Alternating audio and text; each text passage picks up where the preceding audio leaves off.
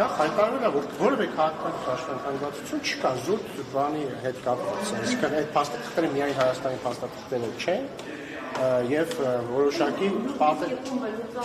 Միշտի խումբը նախ չի լուծարվել, միշտի խումբը դեռ պիտի լուծարվի։ Երկրորդը դրանք հաստատություններ են, որոնք բանակցել են Հայաստանի եւ Ադրբեջանի միջեւ եւ եթե ես չեմ սխալվում, վարչապետի ժամանակին նշել է, որ հանձնարարել է արտգործնախարարությանը նախ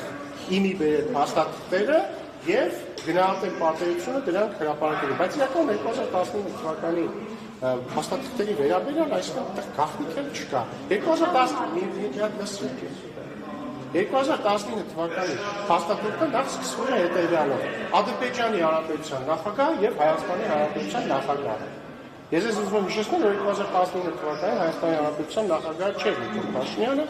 Արմեն Սարգսյանը, բայց Արմեն Սարգսյանը երբեք չի բանակցել։ Դա ես հրապարակելու մասին չեմ ասում, ես բովանդակությունն եմ ասում։ Սա ինքնին վկայում է այն մասին, որ փաստաթղթերը եղել են Սերժ Սարգսյանի նախագահության ավարտին բանակցային իրավիճակի ամփոփում են։ Ինչի մասին են եղել բոլոր փաստաթղթերը, որոնք հիմնված են եղել մադրիդյան սկզբունքների հիման վրա, որ հանձնվում են 5 կամ 5 պլյուս 2 կամ 7 շրջանները Ադրբեջանին, Լեռնային Ղարաբաղի շուրջ եւ ուրիշ ոչ մի բան։ Այսինքն Լեռնային Ղարաբաղի կարգավիճակին անդրադարձ չի լինում, իսկ իրականում մադրիդյան սկզբունքներից բխում են, որ դրանից հետո ակնհայտ է կարգավիճակի հետ ինչ է լինելու, Ադրբեջանի կազում է լինելու, դա Լևոն Տեր-Պետրոսյանի մեկնաբանությունն է, խնդրում եմ իդեպ բացնել։ Մեկնաբանություն, եթե դուք հղում եք կարող Լևոն Տեր-Պետրոսյանի, դա է իր մեկնաբանությունը, ու այդ առումով ճիշտ մեկնաբանություն։ Դուք ասում եք բոլորը եղել են այդ 19-ը կոնկրետ կասեք ինչ են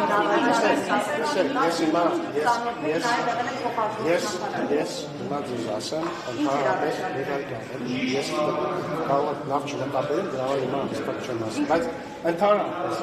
երբևիցե որևէ փաստաթղթում չի եղել այնպիսի ձևակերպում հարաբերի մասին, որը նշանակի, որ աներկբա է, որ հարաբերը լինելու է այսպես եւ այդ հարաբերի արդյունքում լինելու է կամ այսպես կամ այնպես։ Այնպիսի ձևակերպումներ են, որ ասենք միշտ ես հիմա ինչ որ ասում չեմ ասում, կոնկրետ մի փաստաթղթի մի վարքյան էլի։ Ես հիմա չեմ ասում կոնկրետ փաստաթղթի մասին խոսում։ Բայց օրինակ եղել են ձևակերպումներ, որոնք կարելի է եղել մեկնաբանել, օրինակ որպես հարաբեր ամբողջ Ադրբեջանի կազմում, այդ թվում Լեռնային Ղարաբաղը։ Եվ այսպես շարունակ, ես կոնկրետ մի փաստաթղթի մասին չեմ խոսում, բայց ընդհանրապես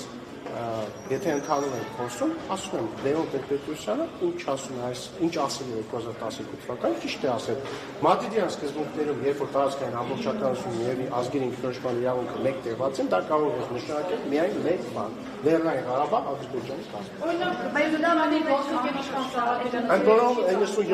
Ընդ որում 97 թվականին առաջարկել նույնպես նման տրամաբանության մեջ է եղել, ինչի մասին կրկին խոսել ինչպես եկներեք ինչեր ես ասեմ մեկնաբանությունը ես բան չեմ, ես վերին աստիճանի ճշմարտությունը չեմ, չէ՞։ Մեկնաբանում եք, հաստատություն գրված է մի բան է, այն ինչ դուք կանխատեսում եք այդ դեպքերից կամ մեկնաբանում դա այն բան։ Հիմա դուք մեկնաբանում եք, որ նշանակում է կարգավիճակ Ադրբեջանի կազմում։ Դա ձեր մեկնաբանությունը կամ որևէ պաշտպանություն է։ Սիրելի շոհիկ, եթե նկատել եք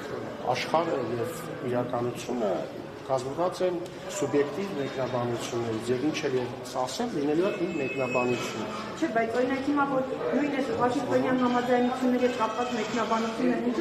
զայրանում եք կամ որտեղ դրանք սխալ մեկնաբանություններ են։ Հիմա դուք գնահատեք իմ մեկնաբանությունը ճիշտ է կամ սխալ, բայց կարող եք նաեւ բայց սա այն ճիշտ դեպքերից մեկն է, որ մեր մեկնաբանությունները համընկնում են հայ լեգիտիմացիայի մեկնաբանությունները։ Իսկ ես գիտեմ, որ Ազատություն ռադիոկայանը շատ է գնահատում Լևոն Տեր-Պետրոսյանի մեկնաբանությունները, համարում է դրանք վերին աստիճանի ճշմարտություն, հետեւաբար դուք մի չեք, որը թող